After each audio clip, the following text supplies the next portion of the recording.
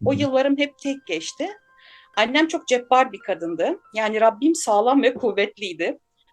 O ortaokul, lise yıllarımda rüyalarımda sık sık Mısır piramitlerine gittiğimi görüyordum. Hmm.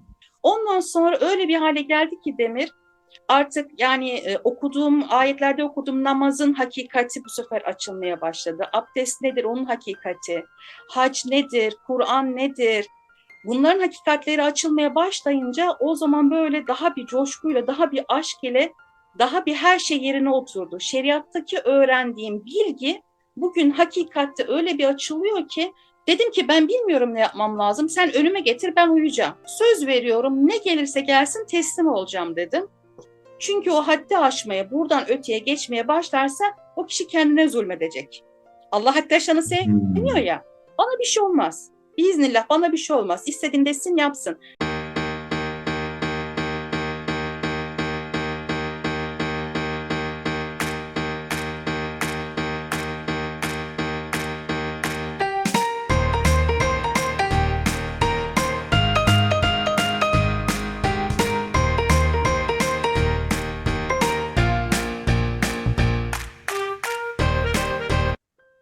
Hayatın Neşesi Demir'in Sesi bir uyanış hikayesi bir hafta aradan sonra tekrar sizlerle beraber arkadaşlar. Bugün yine muhteşem bir konuğum var. Çok derin bir konuk. Onu stüdyomda ağırlayacağım ve de yine bir saate yakın söyleşimiz olacak. Ve işte hemen konuğumu stüdyoya davet ediyorum. Bedenden fark edişini çıkartıyoruz. Zehra Avan geliyor ve işte. Hoş geldin Merhaba. Zehra. Hoş buldum. Merhaba Demir. Nasılsın? Çok iyiyim. Teşekkür ederim. Sen nasılsın? Çok iyiyim, sağ ol. Bomba gibi fişek gibiyim. Seni inanılmaz merak ediyorlar. Bu programı çok merak ediyorlar. Senin söyleyeceklerini herkes ekran başında gerçekten kendine de bir şeyler alabilmek, katabilmek adına dinlemek için sabırsızlanıyor. Arkadaşlar şunu açıklamam gerekiyor. Tabii ki her konuğum özel. Fakat Zehra'nın şöyle bir durumu var. Sorular tektir fakat cevaplar farklı bilinçlere göre şekillenebilir. Zehra öyle bir cevap veriyor ki düşük seviyedeki frekanstaki birisi de anlayabiliyor. Bir üst seviyedeki frekanstaki başka bir açılımla anlıyor. Daha üst taraftaki wow diyor. En üst taraftaki sanki kainatın sırrını çözmüş şeklinde Zehra'nın cevapları çok güzel, çok derin ve çok nokta atışı. Seninle fark edişinle şimdi Zehra'yı aşağıda bıraktık, dünyayı durdurduk ve hazırsan başlayalım. Hazırım. Başlayalım. Peki, Zehra kaç senedir bu bedene odaklısın? 43 sene. 43 sene önce bir tekamül planı yaptın ve de bedene odaklandın. Tabii ki ilk seneler nedir, burası ne oldu, işte refleksler, dürtüler filan anne baba derken başladı hayat planı. Nasıl bir çevre seçmişsin? Kimleri seçmişsin yansıma olarak? Ve de bu planın amacı neydi? Nasıl bir çevrede doğdum? Annem babam Almanya'ya ilk işçi olarak gidenlerden. Almanya'da doğmuşum. Gözümü açtığımda ilk tanıdığım bir Alman bakıcıydı. Annem babam çalışıyor. Bir Almanın elinde büyüdüm. Dinine bağlı bir Hristiyandı. İlk gördüğüm mabet kiliseydi. Çok güzel ritüellerimizi yapardık, giderdik. Türkçe bilmiyordum Türkiye'ye gelene kadar. İlk dilim Almancaydı. Ondan sonra o yıllarım öyle geçti. Sonra babam, ben 5 yaşındayım. Hiç hesapsız, planda olmayan bir şekilde Türkiye'ye dönüyoruz. Herkes şaşırdı falan, neden döndüğümüzü bilmiyor ama tabii baba dedi gidilecek. Gittik, Türkiye'ye döndük, bizi yerleştirdi babam. Bir iki ay içerisinde vefat etti. Hmm. Bizi Türkiye'ye getirdi. Ben o zaman 4-5 yaşlarında ana sınıfını da Almanya'da okudum.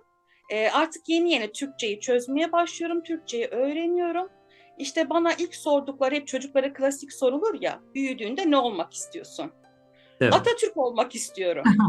Çok güzel. Ben 4-5 yaşlarında hedefim bu. Ki Almanya'da aslında böyle bir öğreti verilmiyor. Bunu neden söylüyorum hiçbir fikrim yok. Hani burada ana sınıfında o çocuklara veriliyor. Bir Atatürk'ün tarihi veriliyor ama ben Almanya'da Atatürk kelimesini nereden hiç bilmiyorum. Allah. 4-5 yaşında ben büyüyünce Atatürk olacağım. Nerelisin? Türkiye'liyim. Bu. Benim 5 yaşındaki olay bu. Evet. Ondan sonra biraz kendimi fark etmeye başladıktan sonra işte ilkokul nasıl bir çevrede baba olmayınca annem ve benim abi abla hep üniversite ve sonra evlendiler. Ben annemle tek yaşadım. O yıllarım hep tek geçti. Annem çok cebbar bir kadındı. Yani Rabbim sağlam ve kuvvetliydi. Güzel bir terbiye etti böyle. Evet. Çok güzel terbiye etti. Ellerinden öpüyorum buradan. Yani Daha baskı mı vardı? Hani böyle çok disiplin. baskın bir karakter. Adı Azize. Oradan artık pay çıkartın. Aziz. Çok güzel. Evet.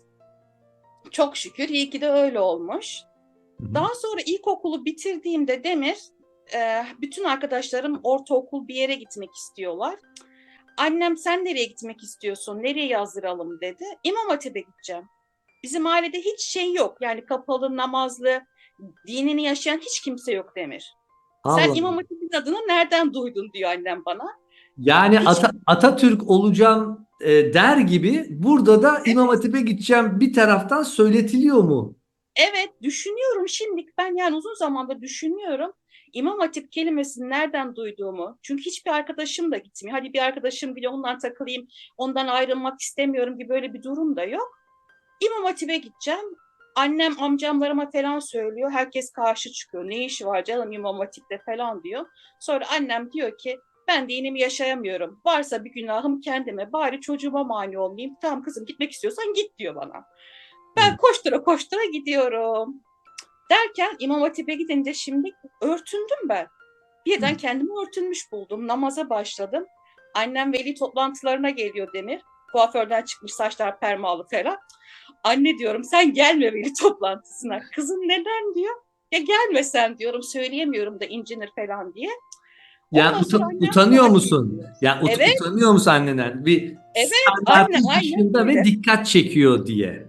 Evet, Hı hı. çok dikkat çekiyor. Kuaförden çıkıyor annem veli toplantısına geliyor. Annem bunun üzerine zoruna gidiyor. Hacca yazılıyor. Hacca gidiyor ve ben hacca gitmesem diyor örtünmem diyor. Biliyorum kendimi diyor. Hacca gidersem beni bağlayan bir şey olur diyor. Hacca gidiyor ve kapanıyor namaza başlıyor. Yani sırf veli toplantısına girebilmek için mi? Hayır bir şey oldu yani çocuğum maneviyata yöneldi. Ben niye halen bu kadar dünyaya sımsıkı Demek içinde bağlanıyorum? demek içinde varmış aslında belki eksik kalmış. Senin vesilenle o da ben de yapayım bari demiş herhalde. Evet öyle bir şeyler oldu. Daha sonra bizim aile tek tek yavaş yavaş herkes maneviyata dönmüş oldu. İlk 11 yaşında ben İmam Hatip diyerek başlattım. Sonra okul yıllarında kendimi böyle hep bir şeyin içerisinde buldum. 12 yaşındayım. Okullarda böyle bir şey sistem vardı. İşte öğlen aralarında hadi toplanıp şu namaza götürelim falan. Ben hep böyle herkesi bir kolektif haline getiren, haydi şimdi namaza gidiyoruz çocuklar falan diye böyle daha 11-12 yaşındayım. Böyle herkesi bir ayarlayan, organize eden, böyle bir şeyin içerisinde buldum. O yıllarda cemaat yılları vardı. İmam Hatipler'de bu çok vardı. Orada kendimi ablalık ederken buldum. Sohbet verirken buldum. Çok değişik değişik yani hiç içine girmeden kendimi yani talep etmeden içerisinde buldum olayların hep. Ama O senin yıllar öyle mesela geçti. yani içinde böyle bir organizatörlük, belki yöneticilik, yönlendiricilik. Tamam bu hani yatkınlık olabilir. Hı Peki hı. işin ilahi boyutu neredeydi? Yani ben Aşırı İmam görev Heh, bilinci. Çok aşırı bir görev bilinci kime var. karşı görev bilinci mesela? İçimdeki sese karşı. Yani o beni dürtüyor. Hadi şimdi böyle yapıyoruz diyor. Ben de o nereye derse onun peşinde sürükleniyorum. Şimdi bunu yapıyoruz diyor. Ben hatırlıyorum Demir ortaokulda işte daha öğlen aralarında okul çıkışlarında kızlar erkek arkadaşlarıyla buluşur. Ben koptura koptura bir dergah bulur. Aa Kadri dergahıymış, zikir varmış. Hadi girelim arasına falan. Aa orada o varmış, bu varmış. Hep benim merakım bu yönde oldu. Hep Peki kendimi oralarda buldum. şimdi bu dergaha gittiğin zaman merakın var, tamam, oraya da gitti. Orada ne keşfediyorsun? Orada daha doğrusu Allah'la, Yaradan'la ilişkini böyle içselleştirecek. Çünkü daha çocuk, yeni yetişme çağlarındasın. Böyle bir hissiyat var mı? Yani huşu içinde mi gidiyorsun oralara, yoksa burada ne varmış? Burada bir işte rahle varmış, burada kitap varmış. Ya sen meraklı bir çocuk gibi miydin? Tamamen huşu. Öyle bir zevk alıyorum ki Demir. Şöyle düşün, hani o dönemlerde telefon kulübeleri vardı ya, telefon kulübesine girersin, telefon Evet. açarsın. Ankesörlü telefonlar. Ben oralara girdiğim zaman sanki böyle kendi içimde, özümde bir irtibat daha kuvvetleniyor ve ben orada sanki böyle içimde bir sevgilimle buluşma hali gibi öyle bir zevk alıyorum. Öyle bir huşu, irtibatımın daha kuvvetlendirecek yerlere hep koştum. Yani telefon kulübesine girince mi öyle hissediyordun? Hayır, yani o dergahlara vakıflara Ben de diyorum iletişim, telefon. yani iletişim olarak benzettim. Peki, tamam. Şimdi yani bir şekilde tekamül için önce Almanya, 4-5 yaşlarında Türkiye, babanın görevi belliymiş zaten, sizi tekrar Türkiye'ye getir. Almanya'da gitme şeyi, amacı neymiş onu bilmiyoruz ama belki sen biliyorsundur. Tekrar Türkiye'ye belki kiliseden ilk şeyi almaktır. Onu da bilmiyoruz. Olabilir. Ve Türkiye'de de bir şekilde içinden gelen sesle İmam Hatip, İmam Hatip'e girdiğin zaman büyük bir huşu, orada herkesi örgütleyen, herkesi yöneten, yönlendiren, fakat herkes işin biraz dalgasına gittiği zaman bile sen hemen soluğu Allah'la birlenebileceğin, bunun için özel yapılan mekanlar, Hı bu hı. öğretiyi veren dergahlar, Evet. ra kendini atıyorsun ve bu böyle hani gösteriş için değil, bu bir menfaat için değil, bu birisine yaranmak için değil, tamamen özünle bir olmak için bu sistematiği, bu hayatı isteyerek ve zevkle yaşıyorsun. Evet. Doğru mu? Evet, aynen öyle. Aileme, anneme kafa tutarak hep gidiyordum. Annem gitme diyor. Gitmeyeyim diye yol parası vermiyor mesela. Hmm. Kilometrelerce ötede yürüyerek gidiyorum. Öyle bir şey var. Tam sen verme diyorum. Ben bu sefer çıkıyorum, yürüyerek gidiyorum. Peki annen hacca gidip geri geldi, kapandı mı? Evet. Peki kapandı. Senin dinini yaşamana da izin veriyordu. Neden peki oralara gitmeni istemedi? Neyden korkuyordu? Paylaşmak istemiyordu beni. Dizimin dibinde otur diyordu. Çünkü ben He. kendimi çok feda, çok veriyordum. Çok vericiydim. Vaktimi çok veriyorum, zamanımı çok veriyorum, kendimi çok veriyorum. Deli gibi bir adanmışlık. Veriyorsun ama sonuçta ibadete veriyorsun. Biri için bir şey yapmıyorsun, değil mi? Evet. Aha. Yani kendin için, kendi huzurlu hissetmek için. Hizmet de ediyordum. Tabii o Hı. yıllarda olduğum oluşumun içerisinde bir Hı. yapılandırmalar vardı. Tabii hizmet de ediyorsun. Hı hı. Anladım. Peki demek ki böyle bir kader planı çizmişsin. Bu kilometre taşlarında neler oldu? Bir aydınlanma veya bir ekstra seni böyle değişik ruh hallerine sokan durumlar oldu mu? O ortaokul, lise yıllarımda rüyalarımda sık sık Mısır piramitlerine gittiğimi görüyordum. Hmm. Ve benim hiç bu konularla alakam yok. Mısır piramitleriyle ilgili izlediğim bir belgesel yok, bilgim yok. Yani Almanya'da 4-5 yaşına kadar büyümüş ama daha sonrası Adana'da yaşayan bir çocuğum yani. Nasıldı bu Uyanıyordum, piramitlere şaşırıyordum. götürüp ne yapıyorlardı? Onun sokaklarında geziyorum, piramitlerin üzerinde oturuyorum. Sanki orası benim sentimmiş gibi, çok iyi biliyor gibi geziniyorum. Değişik bir mutlu, böyle gurbetten sanki vatanına gitmiş gibi böyle bir şey böyle. Uyanıyordum, mutlu uyanıyorum. Ne alaka diyordum falan böyle. Çok çözemiyordum. Üstüne de hiç düşmedim. Ondan sonra o dönem rüyalarımda Azrail'i gördüm. Öldüğümü gördüm. Gene böyle daha lise yılları falan böyle Demir. Ve öyle bir şey mutlu bir hal ki ben o zamandan başladı bende ölüm sevdası. Ben Ölüm hep ölüme çok sevdası. ölüm sevdası. Benim babam zaten 4-5 yaşlarında ölünce hep böyle zaten dünyayı tutunamayan Hmm. böyle yani biliyorsun bedensel bir anne baba var ama kendini arayan, hakikatini arayan kişilerde hep o ruhun yetimliği var. Yani bir bedenin anne babası var ama ruhen yetim hissediş var. Yani kendi anne babanla bir komşudaki ya da sokaktaki bir anne babanın gönülde bir farkı yok. Ama tabii zahirde uymamız gereken şeyleri uyuyoruz, yapıyoruz ama gönülde hiçbir bağlantı aşırı olarak daha fazlası olarak yok. Herkese neyse o. O yetimlik duygusu bir cepte. Sonra Azrail'i rüyamda gördüm. O ölümün böyle baştan böyle tırnağa kadar böyle yavaş yavaş yavaş yavaş, öyle bir huş, öyle bir lezzet ki. Ya diyorum, bu ölümü diyorum bize kötü anlatıyorlar. Yok can çekişme, yok kızgın demirleri sokma falan, ne alakası varmış ya diyorum. Mis gibi bir şey bu. Sonra adımdan mütevellit, hani babam da benden evvel ölünce peygamberimizin hayatını okuduğumda Fatma annemiz babasına kavuşma arzusu, böyle 25 yaşında ölmüş. Ben dedim tamam, ben 25 yaşında öleceğim ve bu dünyadan kurtulacağım. Bu şey var. Hiç dünyaya bir bağlanamıyorum ve bir başka alemlere gitme arzusu var. 25 yaşıma geldim, ölmedim ama ona benzer bir şey yaşadım. Evlendim. Ölümden beter diyorsun.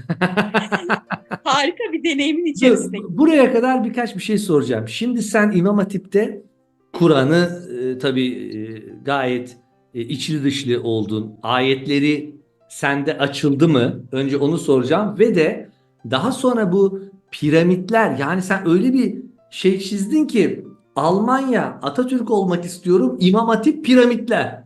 Ne Yani alaka? direkt hani Anunnaki, Sirius falan gidiyor bu tarafa doğrusu. Nereden nasıl gidiyorsun? Ve yani Kur'an'la bu öğretiyle piramitler nasıl bağdaşıyor ve de bu öğrendiklerini, bu huşuyu pratikte hayatına o yıllarda nasıl uyguladın, uygulayabildin mi?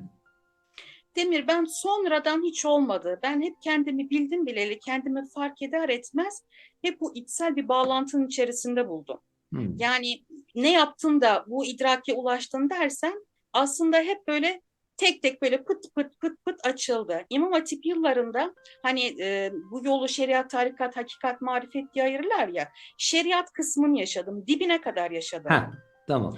Daha sonra İmam Hatip bittikten sonra o duygusallık boyutu, tarikat boyutunu, orayı da canla başla aşk ile yaşadım. Bir tarikata bağlandım. Orada da dibine kadar yaşadım. Hiçbirini yüzeysel yaşamadım. Ondan sonra da ben yaklaşık 7-8 yıl önce de hakikati anlatan bir rehber buldum kendime. Hmm. Kendimi onu mürşit bildim. Onu tanıdıktan sonra şeriat ve tarikatta öğrendiğim her şeyi bir bir yıktı. Bir bir yıktı. Hepsine böyle diye diye böyle, o da mı bu da mı, bir baktım hiçbir şey kalmadı elimizde. Ondan sonra öyle bir hale geldi ki Demir, artık yani okuduğum ayetlerde okuduğum namazın hakikati bu sefer açılmaya başladı. Abdest nedir, onun hakikati. Hac nedir, Kur'an nedir? Bunların hakikatleri açılmaya başlayınca o zaman böyle daha bir coşkuyla, daha bir aşk ile, daha bir her şey yerine oturdu. Şeriattaki öğrendiğim bilgi bugün hakikatte öyle bir açılıyor ki hiçbirisinin şeyi yok. Hepsi yerli yerinde ve gerekli olduğunu ama hep yanlış anladığımızı fark ettim. Ve Şimdi ondan sonra her biri benim keşkem değil ama iyi ki. İyi ki o yıllar oralarda geçmiş ki beni bugünlere hazırlamış diyorum. Ve beni bugüne kadar getiren tüm rehberlerim, mürşitlerim hepsini sevgiyle, hürmetle hep yad ediyorum.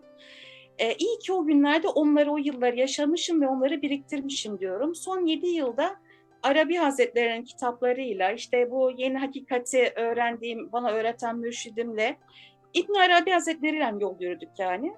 şu an hala o mürşidinle devam ediyor musun? Evet, evet. Halen gönül bağım var. Ama son 1-2 yılda ben böyle bir her şeyden bir kesildiğim dönem oldu. Boşluk mu diyeyim? Hani herkesin bir yaşadığı, bir geldiği yer oluyor. Hiçbir şey yapamıyorum, hiçbir şey yapmak istemiyorum, duygum yok, o yok, bu yok. Hiçlik noktası. Ben de o biraz uzun sürdü. O 1 yıldan sonra falan, son birkaç aydır bu grup aslında, ben de Senem bu grubu kurduğu ilk dakikada ben ilk gelenlerdenim. Öyle Ama mi? evet, ama ben şey değilim. O dönem benim kafa Leyla, hiç dönüp bakamıyorum gruba falan. Başka bir alemdeyim. Böyle 1-2 ay önce yeniden bir elime telefonu aldıktan sonra artık yeniden hayata dönmeye başladım. Ve ondan sonra şu anda yeniden de evet, o hakikati öğreten mürşidimle de irtibatım ve dünyayla da irtibata geri döndüm çok şükür. Ya şimdi öyle şeyler söylüyorsun ki seninle apayrı bir program yapma isteği geldi içimden. Sırf şu Kur'an'ın aslı nedir? Aslında işte namaz nedir? İşte hac nedir? Oruç nedir? Çünkü biz Müslüman camiası diyeyim öyle bir yaşıyor ki her şeyin özü çıkmış, şeyi Kabukta. kalmış, sapı kalmış. O da eğrilmiş, böğrülmüş, budur diye söylenmiş, söylenen yanlış söylenmiş, anlayan yanlış anlamış. Herkes harala gürele bir şeyler yapıyor. Ne insanlar içinde Allah'ı hissediyor, ne olduklarının farkındalar. Sadece bir hareketler zinciri Bir oluyor. koşturma var ama o koşturma ve Mevlana Hazretleri'nin bir sözü var. Çok hoşuma gider. Bataklıkta debelenen eşek örneğini verir. Her harekette Güzel. biraz daha batar diye. Maalesef yine Mevlana'nın güzel bir sözü var. Cevizin tamamını kabuk zanneden, kırıp özüne girmeyen hepsini kabuk zanneder diye. İşte Evet. bu şeriatta kaldığımız zaman sadece kabuk kısmında özünü bilemiyoruz. Ama öze geldiğimiz zaman da kabuğu inkar etmiyoruz. O da onu muhafaza eden, koruyan diyoruz. Hepsi bir bütün. Sandalyenin, masanın dört ayağı gibi hepsi yerli yerinde ve gerekli. Evet. Sen tabii çok küçük yaşlarda bu kiliseye falan gittin. Evet. Hristiyanlık öğretisi hakkında da bilgi sahibi oldun mu sonradan? Yoksa tamamen İslam'dan, Müslümanlıktan mı gittin? Şimdi Kur'an'dan öğrendim ben Hı. aslında Hristiyanlığı. Çünkü Kur'an'da Hristiyanlığı da anlatıyor. Tevrat'ı da, İncil'i de hepsini anlatıyor. Hazreti İsa'nın hayatına baktığımız zaman aslında Kur'an'da Hazreti İsa fenafillah makamını, yani Allah'ta yok olma, fani olma ve sevgi boyutunu anlatıyor. Tevrat'a baktığımız zaman orada aklı temsil ediyor, tenzih. Bilirsiniz o şeyle, Hızır'la yolculuğunu. Ne diyor Evet. Hızır? Sen buna sabredemezsin diyor. Çünkü çok akılcı Musa. Aslında bugün İslam aleminin yaşadığı ve takıldığı yer o akıl noktası. O akılda kalıyoruz, o İseviyete geçemiyoruz. Ama Peygamber Efendimizin getirdiği İslam dini der ki dışın Musa olsun, akıllı görün, için İsa Çok güzel. olsun, sevgiyle o bağını hep var et, bunun ikisini cem ettiğin zaman da senden doğan Muhammed olacaktır der. Denge. Evet, Denge ve nötr. kesinlikle denge. Evet. Aynen. Bu akıl dediğimiz zihin mi oluyor? Hayır, hayır, zihin Değil. değil. Aklı Akılla selim. zihnin farkı nedir? Şimdi zihine negatif duygular karışır, benlik, ego karışır. Ama Kur'an-ı Kerim'de şöyle bir tabir var Demir. Aklı selim ve temiz akıl sahipleri der. Hı. Yani aklı selim dediğimiz zaman selim, selamet, yani prangalardan kurtulmuş, azat olmuş demek. Evet. İslam da zaten bu kökten geliyor, selamet. Hı hı. Selamete ermiş ve barış demek aynı zamanda. Hı hı. Yani aslında kendiyle ve Rabbiyle barış olan aklın prangalardan ve dünyalardan kurtulmuş, özgür o aklı kül ile olan irtibatıyla ondaki feraset ve zeka hiç kimsede yoktur. Aklı inkar etmiyoruz ama o temiz akıl. Peki ego zihin bu durumun neresinde ve bizim nasıl önümüze engel olarak çıkıyor?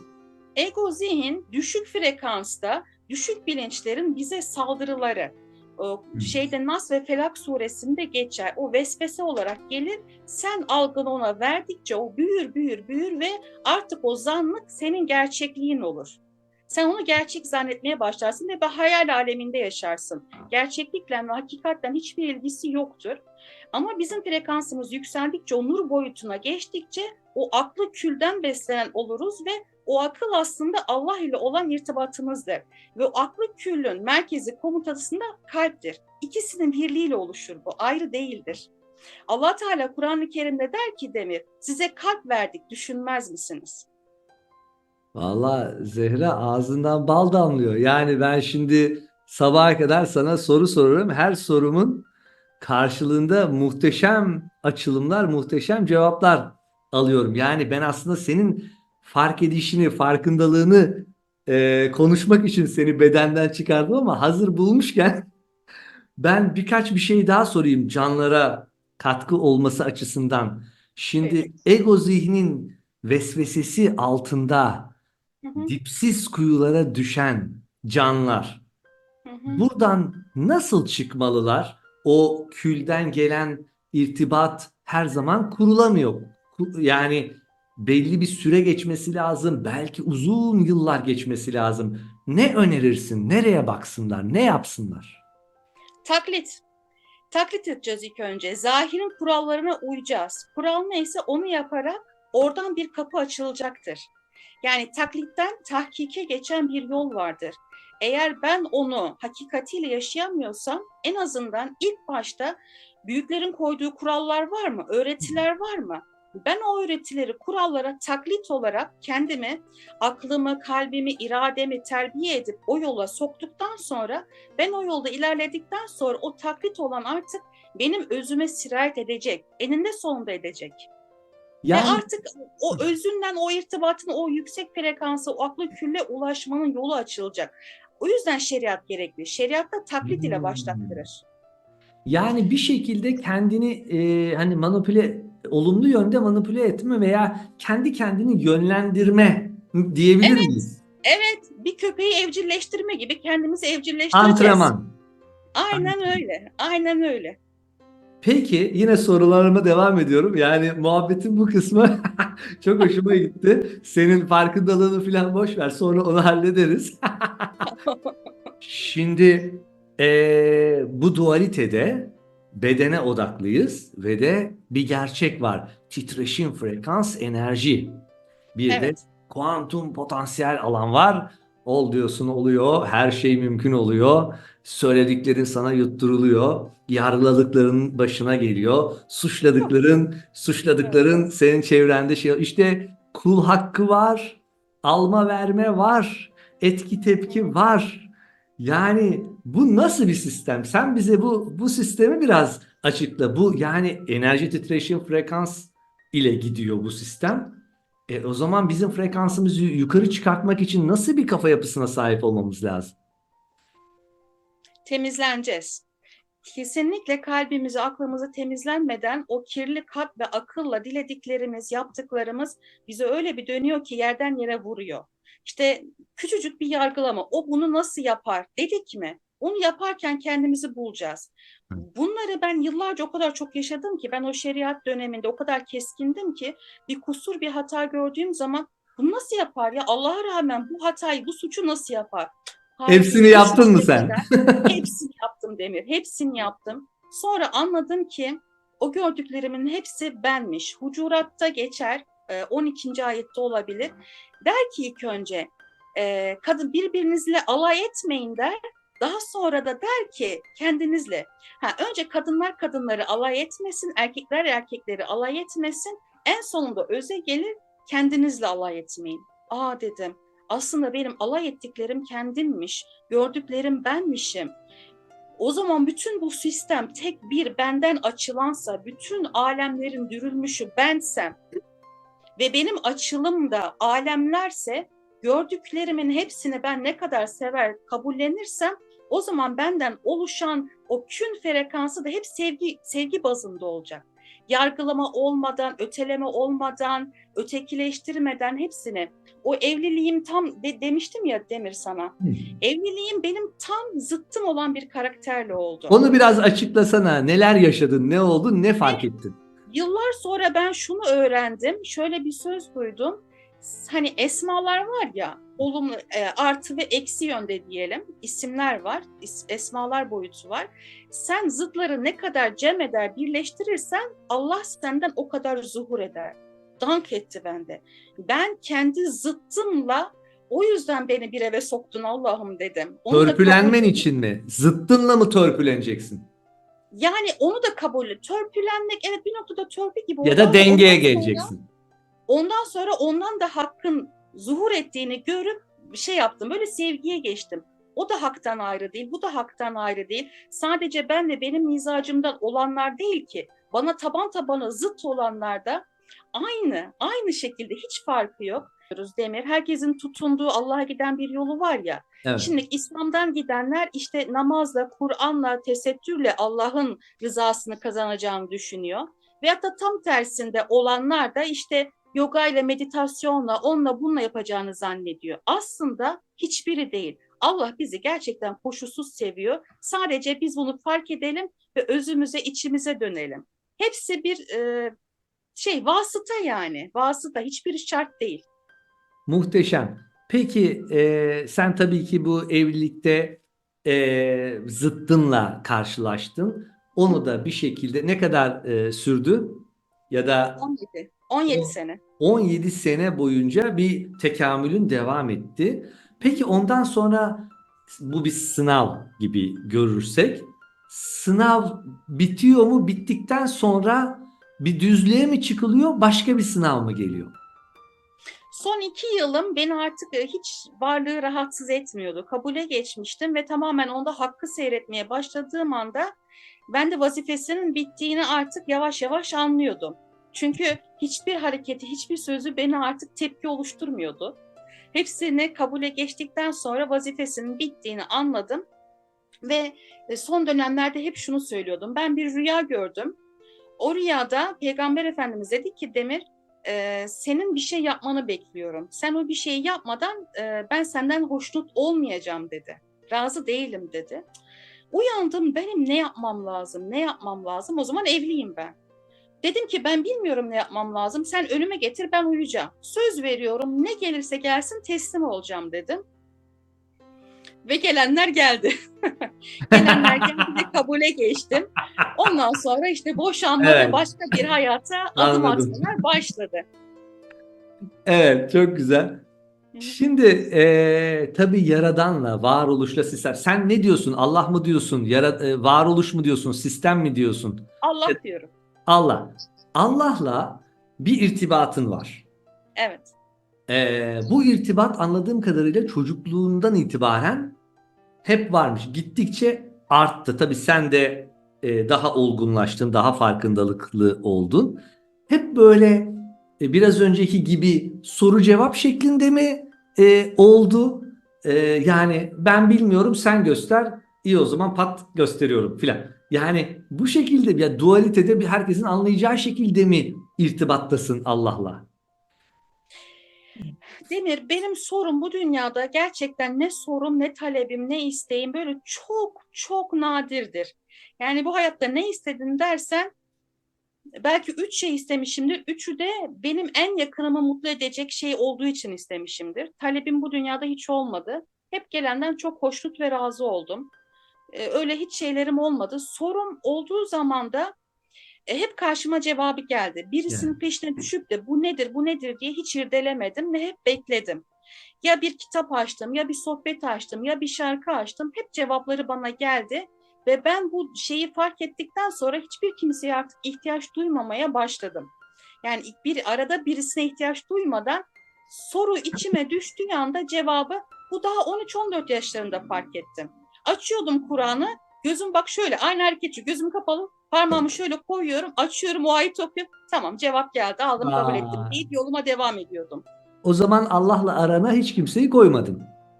Koymadım, Allah'la arama koymadım ama destekleyici ve kuvvetlendirici ve hep önderler, büyükler oldu Evet. hayatımda. Onu soracaktım. Mürşitten ne alıyorsun şu anda?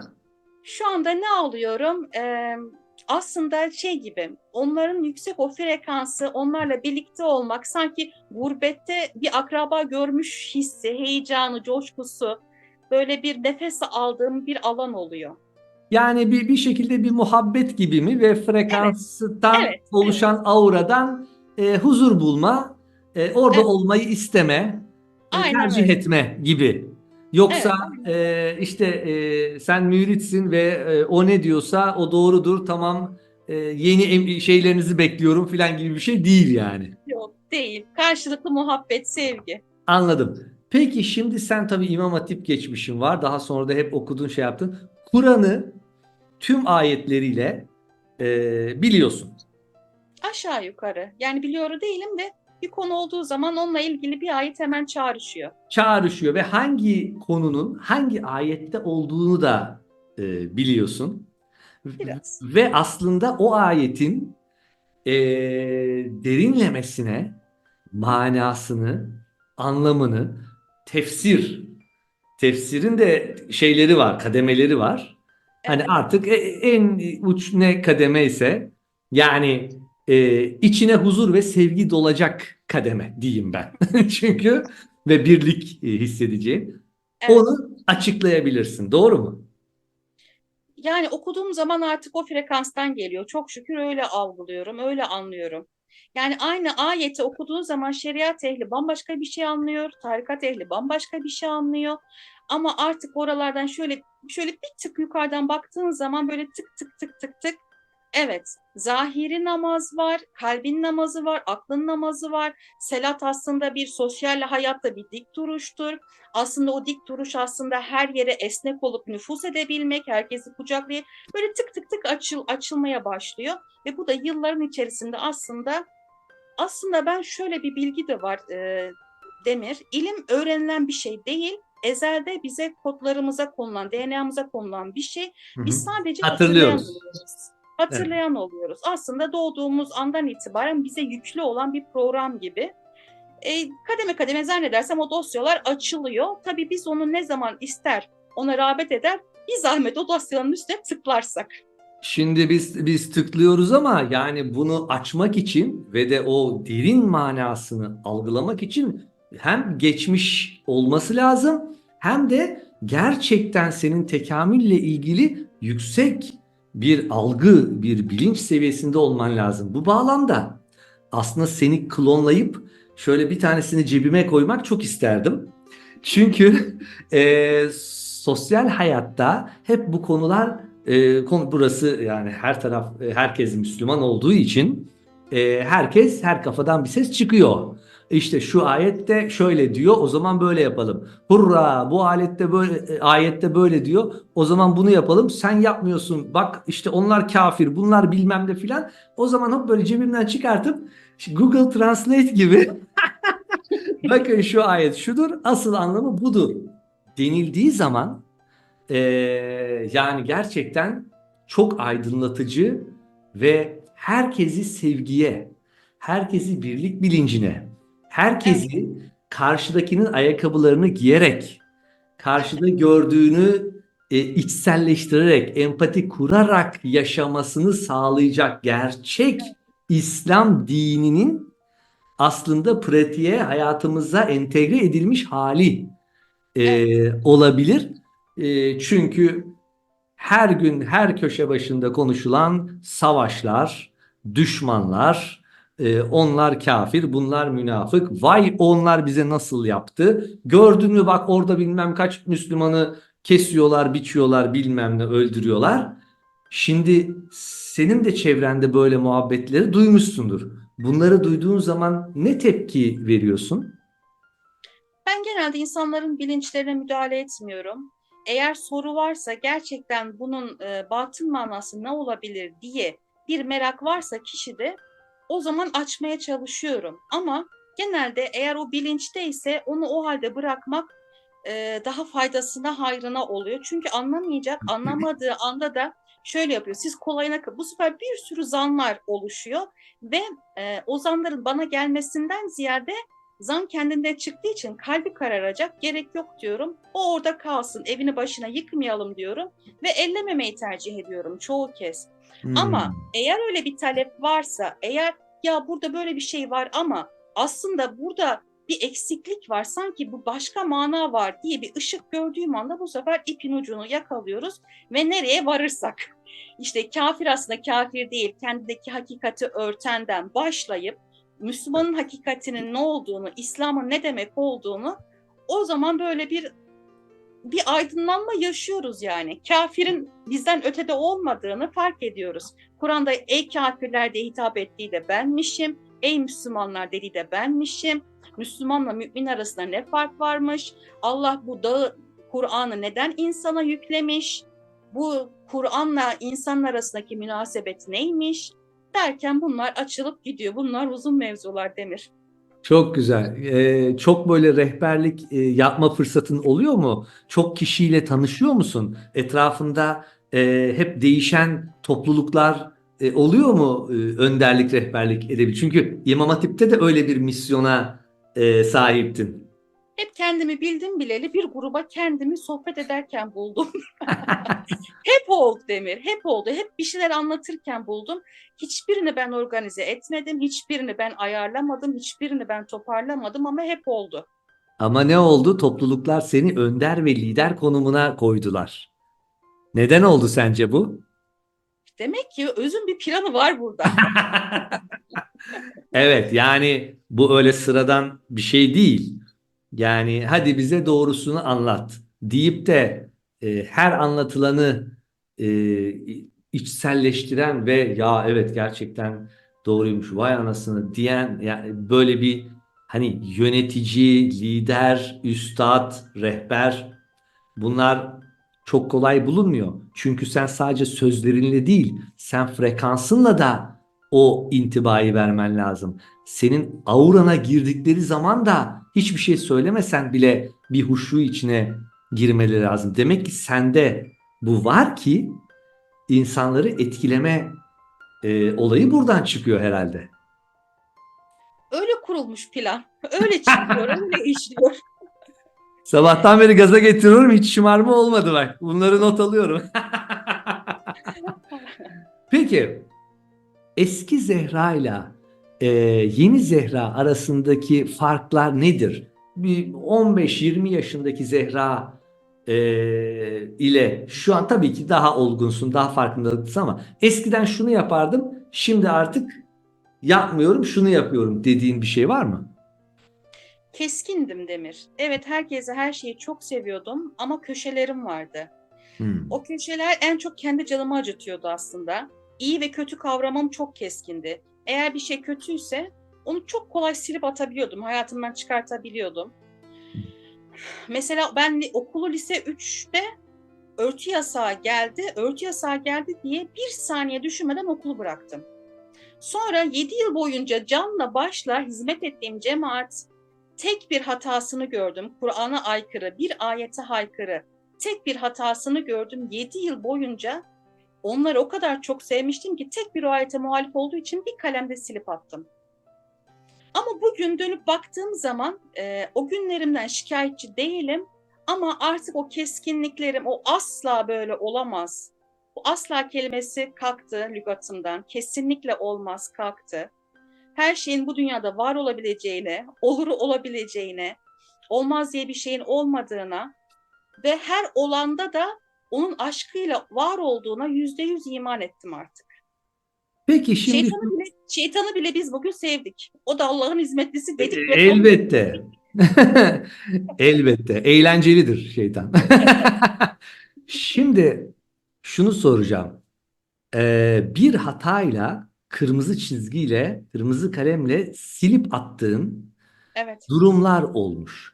evet. Bugün onun üst kademeleri beynini yıkayıp daha sonra bir hedefe yönlendirilen insanlar, kullanılan canlar Hı da hı, olabiliyor.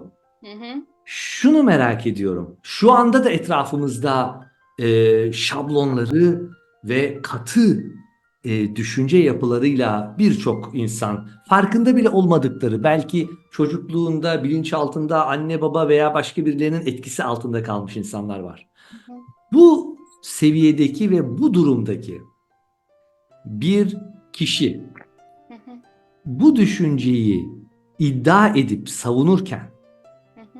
arkasındaki dinamik nedir? Allah'tan puan almak mıdır?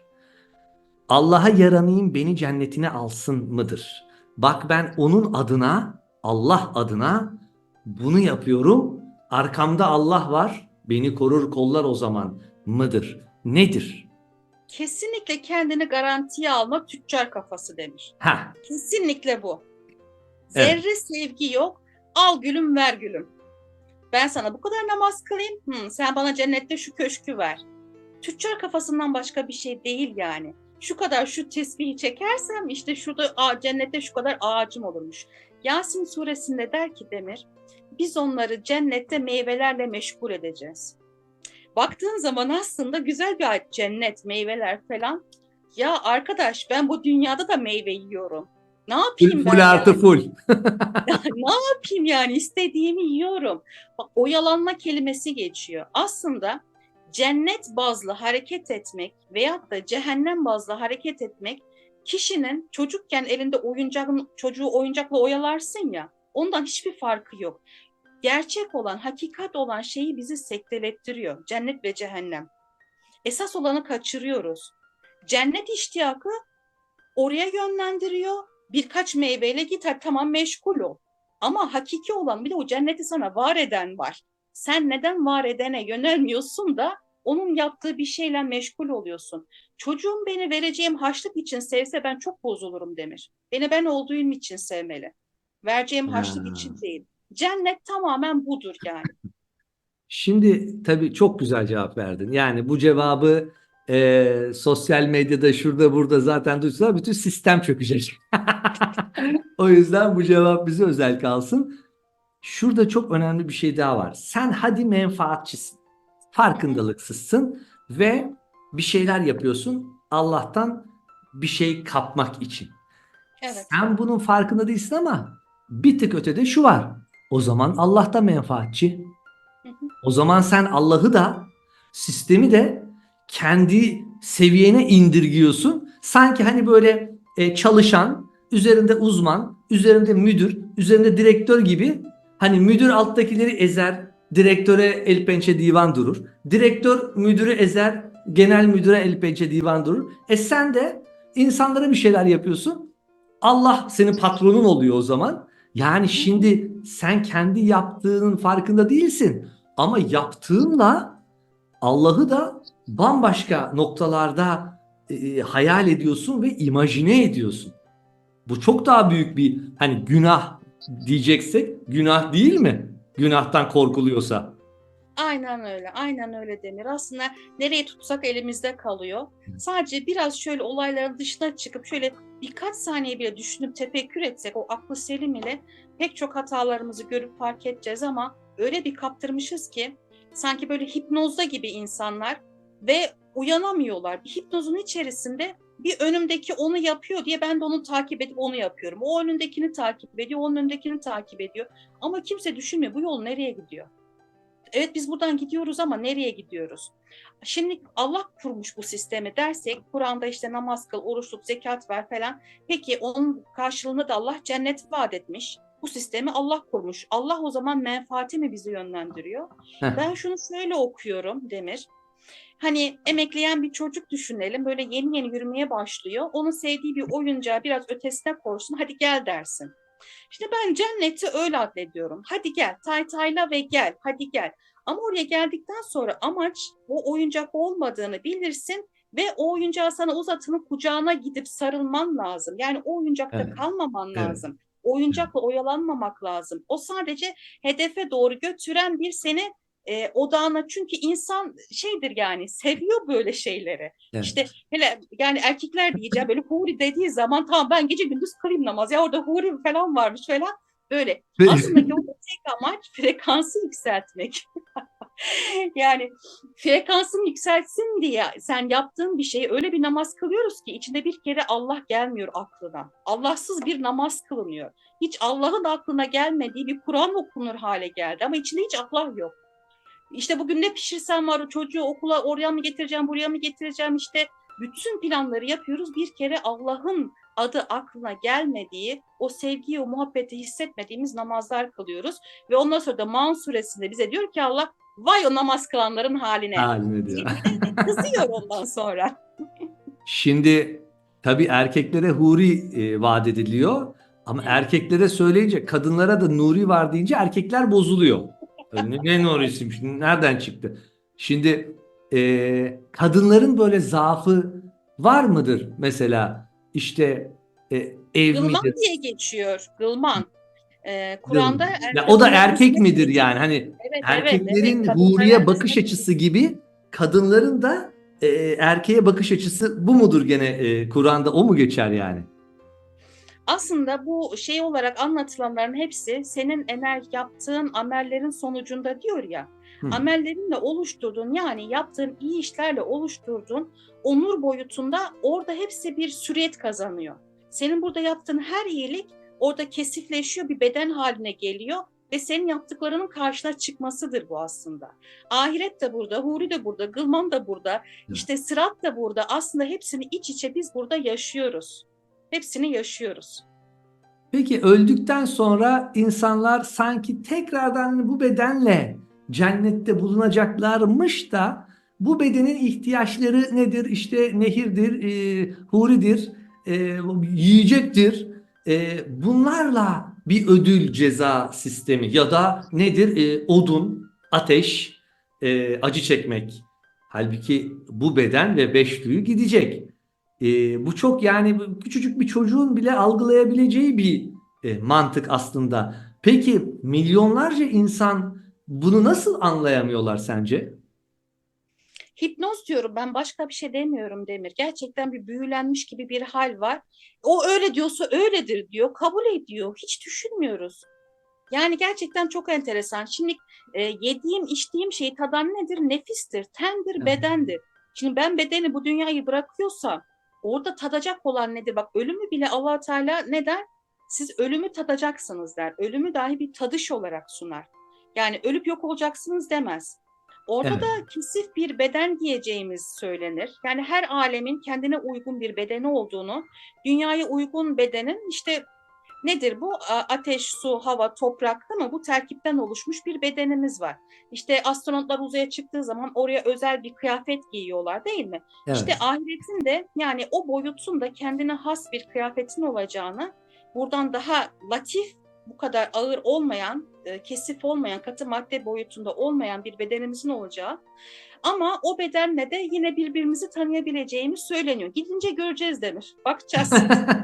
Peki Merakla bekliyorum. son olarak seni hazır bulmuşken bu İslam ve Müslümanlıkla ilgili sonra sana döneceğim hızlı hızlı geçeceğim çünkü enkarnasyon, reenkarnasyonla ilgili Kur'an'da, İslam'da ne der?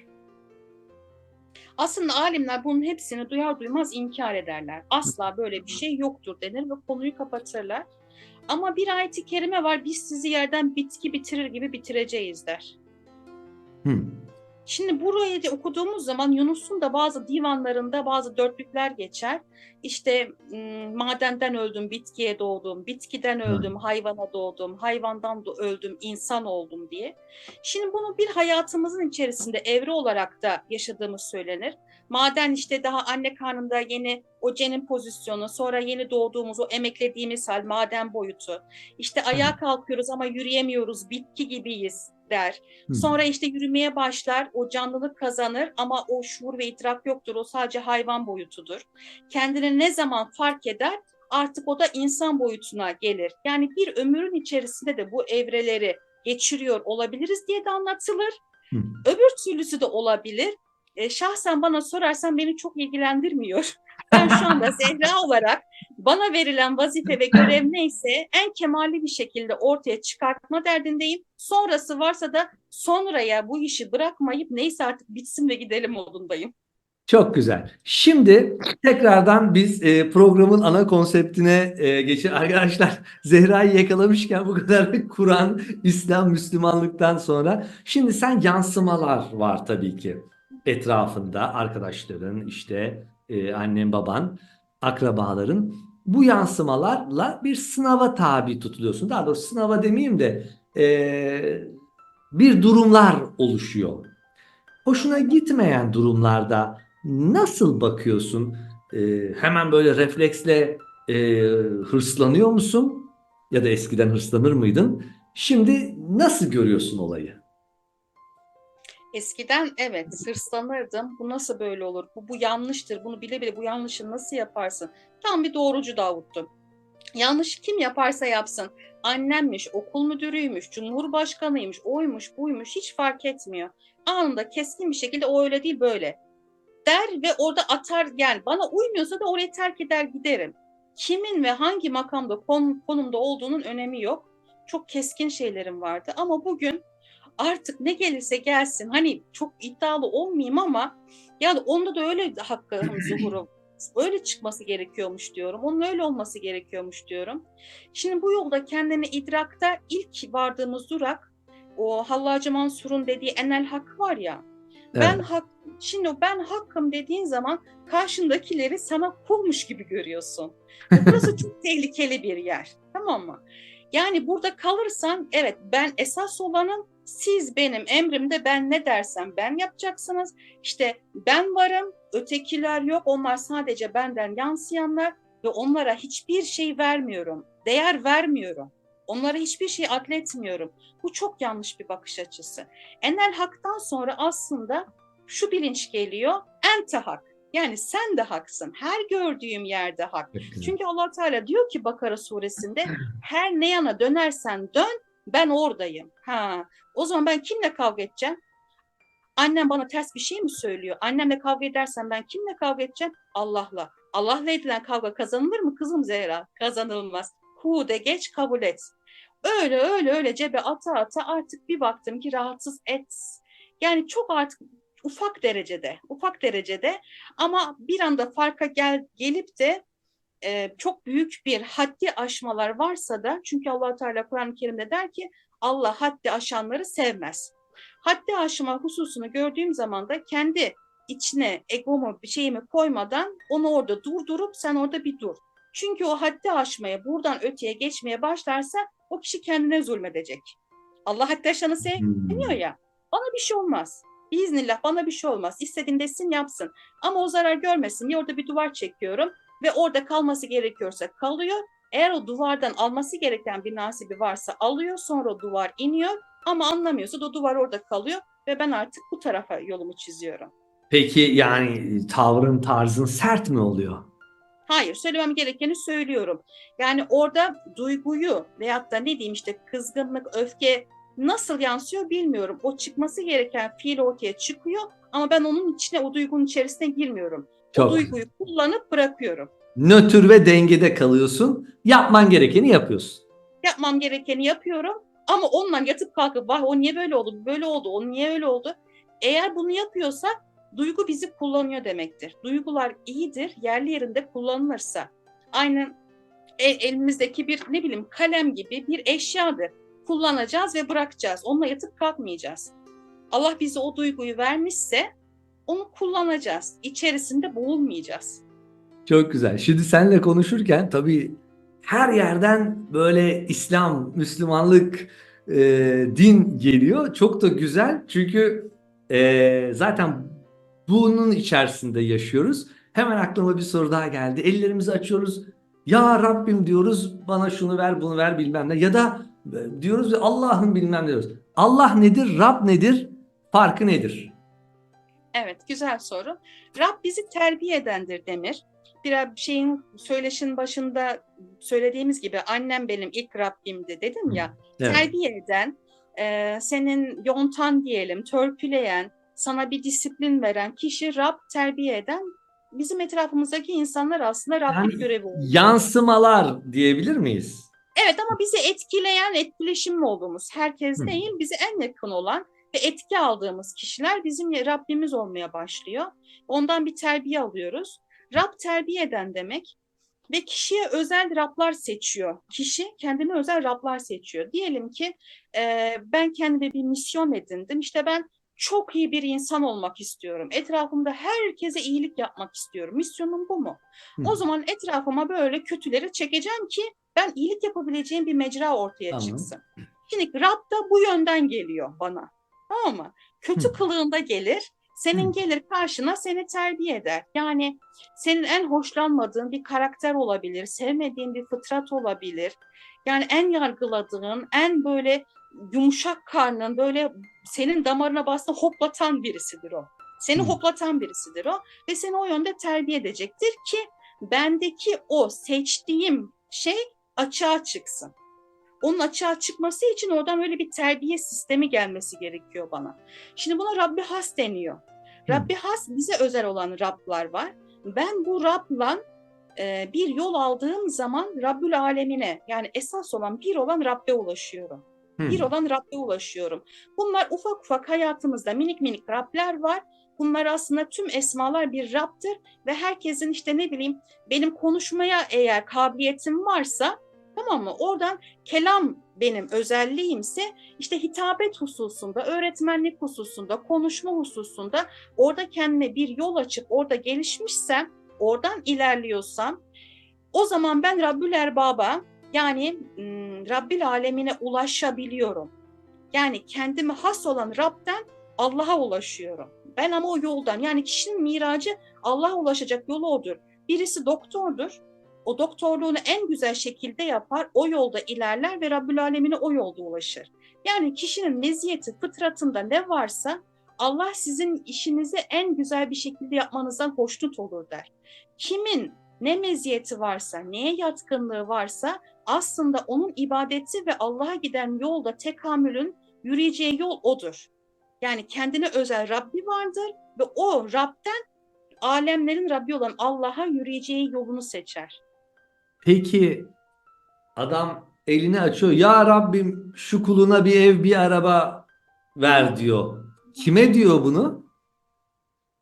Şimdi Rabbim dediğimiz zaman aslında kendimizden istiyoruz. Hı. Çünkü Rab beden ve ruh bütünlüğüdür ve kişinin kendine has olan esmalarıdır. Rabbim dediğin zaman kişi kendinden istiyor. Dua kısmına gelirsek Allah Teala Kur'an-ı Kerim'de buyuruyor ki benden isteyin vereyim. Bitti bu kadar. İste vereyim. Şimdi bir istekte eğer şüphe oluşmuşsa o hiç varmıyor. Hedefine varmıyor. Hı. Şüphesiz olacak. El emin olacak. Hı. Ben istedim bitti. Yani ben bir jip istiyorum ama işte bunun vergisini nasıl veririm? Ben bu koca arabayı nereye park edeceğim? Alt sen şeyde bunlar geçiyor. Ben dilimle Evet. istiyorum ama altta bunlar geçiyor. O ulaşmıyor. Oldu. Olmuyor o. Olmuyor o. Evet. Anladım. Çok güzel. Peki şimdi tekrardan Zehra bedeniyle ilgili bir soru var. Zehra bedeni dualitede en çok neden korkar? Zehra çok korkusuz. Zehra çok O korkusuz. zaman hiçbir şeyden korkmaz. Çünkü Allah'a çok güveniyor ve onu hiçbir zaman hiçbir yerde e, onu mahrum bırakmayacağını, onu kendinden ayırmayacağını, onunla olan neyden korkabilir ki? Ben daha küçücük çocuktum, yoldayım, annem beni abime yemek yollamaya çıkartıyor, hava kararmış Demir, 7-8 tane köpek etrafımı çevirdi, ben ilkokul çağındayım, öyle bir durdum. 7-8 tane köpek etrafını çevirmiş, dişlerini çıkartmış ve bana karşı hırlıyor. Ben içimden duaları okuyorum. Gözümü kapattım, dua okuyorum. Bir de gözümü kapatıyorum. Sana saldırsalar ne yapacaksın o anda? Kış bulunduğum binada yukarıda bir pencere böyle 3. 4. kat. Kış pencereler kapalı ve ben imdat demedim. Adam pencereyi açtı. Köpeklere bir bağırdı. Köpekler dağıldı gitti. Ben hep çok eminim. Ben ne zaman darda kalsam bana imdad eder ve yetişir. O yüzden Zehra'nın korkusu yok. Çok şükür yok. Peki o zaman bir şey soracağım. Bu 17 sene evliliğin sürmüş. Tabii ki uzun bir zaman dualitede. Şöyle bir fikir geliyor mu aklına? Ya bu kadar da çok uzun sürdü. Yani biz bunu 3-5 senede hallederdik. Niye sürdü ki 17 sene diyor musun mesela? Yok. Ben geçmişe baktığım zaman hiç neden bunu yaşadım demiyorum. Her şey olması gerektiği gibi. İyi ki öyle olmuş diyorum. Evet, çok güzel. Peki Zehra bedeni dualitede en çok neyi sever? Hak sohbetleri. Bu tür Hmm. farkındalıklı, tevhid bazında, teklik üzerinden öz sohbetleri, ne derseniz artık. Bunları konuşmayı, bunlarla diyalog kurmayı, bu sohbetleri falan çok aşırı mutlu oluyor bu sohbetleri etmekten. Sohbetle mi tekamül olur normalde? Muhabbetle mi açılır insan? Şimdi buradan da başka bir yere gideriz ama hani Git git. İsrafil'in sura üfleme olayı var ya Demir. Evet. İsrafil bir sura üflediğinde kıyamet kopuyor. İkincisi üflediğinde de bak diriliş oluyor. O Hmm. nedir? Ses. Bir ses frekansı değil mi bak? Evet. Ses. Ben buradan anlıyorum ki insan kulaktan. Mesnevi'de de Mevlana'nın ilk sözü Bişnev'dir. Dinle der. Hmm. Kişi buradan besleniyor. Bir yolda kulaktan dinleyerek ve sohbet ederek kesinlikle burada bir beslenmesi ve farkındalığı oluyor. Kıyameti de buradan oluyor, dirilişi de buradan oluyor. Kur'an'da da işittik ve itaat ettik der. O işitemiyorsa o zaman itaati de olmuyor. Çok güzel. Peki çeşitli çeşitli hastalıklar var. Sen biliyorsun hastalıkların ruhsal sebepleri de var ve her hastalığın tabii ki hani çaresi var ama şu anda tıbbın bilemediği veya fiziksel olarak gerçekten zorlanan organlarda da geri dönüşü olmuyor. Dedik ya kulak çok önemli, dinlemek çok önemli. Sağır olan birisi için tekamül planı nasıl işler? Şimdi muhabbet etmek ister. Çünkü sağır olunca biraz konuşmada da artık geriliyor. Tabii ki lisanları var, farklı lisanlar var. Sence yani bu tekamül planı onun ne anlaması lazım? Nasıl bakması lazım? Aslında Demir, dışarıya kapalı olan bir duyuş ve dışarıya kapalıya olan bir bakış da çok daha keskin bir duyuşu ve bakışı oluyor. Çünkü Hmm, görmek, yani bu göz hakiki görmeye öyle bir perde ki hakikati ıskalattırıyor ve tüm illüzyon bu görmek ve duymakta oluşuyor. evet. Bunlar bizi Beş duyu. yanıltıya düşen, aslında görmemizi sağlayan değil, görmeye perde olan, duymamızı sağlayan değil, duymaya perde olan. Yani duyma ve görme bu beş duyuyla olacak bir şey değil. O işittik ve itaat ettik kısmı da kalbin işitmesi. Hmm, Yani kafa kulağıyla değil, can kulağıyla işitmek onlar. anladım. Çok güzel. Peki bizim programımızın önceden Hayatın Neşesi Demir'in Sesi, daha sonra da Bir Uyanış Hikayesi'nin bir mottosu var. Evet, Sonsuz sevgi, ilahi aşk. Şimdi evet. ben bunu tabii ki hem akıştan geldi hem zaten ben bunu yaşıyorum, yaşadığımı sunuyorum, yayıyorum. Zehra'ya göre sonsuz sevgi, ilahi aşk nedir? İlahi ve beşeri aşk diye Zehra ayırmıyor. Hepsini Hmm, ilahi olarak görüyor. Her sevdiğini ilahi olarak, yani bugün bir evladını da sevse, sokakta geçen bir kediyi de sevse bir ilahi aşkın parçası olarak görüyor. Beşeri diye ayırmıyor çünkü beşer olarak görmüyor. çok güzel. Ya sevgi, sevgi de Allah'la. Sevgide merhamet var sanki Demir, değil mi? Sevgide böyle merhamet var. Böyle daha çok şefkat ve merhamet kısmı çıkıyor. Aşkta ise bir coşkunluk hali var ve evrenle bir olma, bütün olma, o bizi var olma sebebimiz. Var olma sebebimiz. O DNA'mızda, kodlarımızda var olan bir şey. Sevgi ise artık bu dünyaya, şimdi aşk bizim içimizde, sevgi ise dışımıza yansıyan bir şey. Yani aşk deyince sanki böyle sadece bir olan, ya bir dünya boyutunda bir sevgili veyahut da bir ilah değil. Sevgi deyince de tüm her yere akabilen ve kucaklayabilen bütüncül bir şey.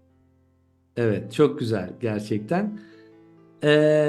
Peki şimdi sen 7/24 dualitede yaşarken yüzde kaçında ilahi e, bağlantıyı sağlayabiliyorsun?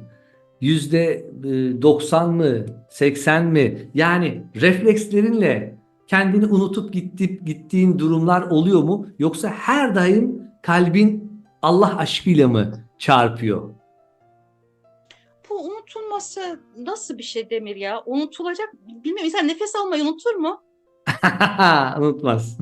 Unutmaz. Böyle bir şey. Senin her nefesinde seninle var olan, damarlarında akan, kalbinde atan nefesin, sen yani onunla varsın. Nasıl unutulur? Unutulmuş gibi yapılıyordur belki ama unutulmaz bu. Kişi kendi de farkında değildir aslında her an o birlik ve beraberliğinde olduğunu aslında. Çok güzel. 10 sene sonra Zehra'yı nerede görüyorsun? Böyle bir plan var mı kafanda? Ya da bununla ilgili bir şunu da yapayım, bunu da yapayım, şöyle olayım diye bir durum var mı? Çocukluğundan beri hep bir şekilde beni anlattı diyeyim. Hep beni anlattı. Kendi bildiğince anlattı ve onu anlatmaya devam edecek. Çok güzel. Çok güzel. Peki şu anda programın artık sonlarına geliyoruz. Hı hı. Sana dualitede sonsuz yaşam hakkı verilse tepkin ne olurdu? Aman ha.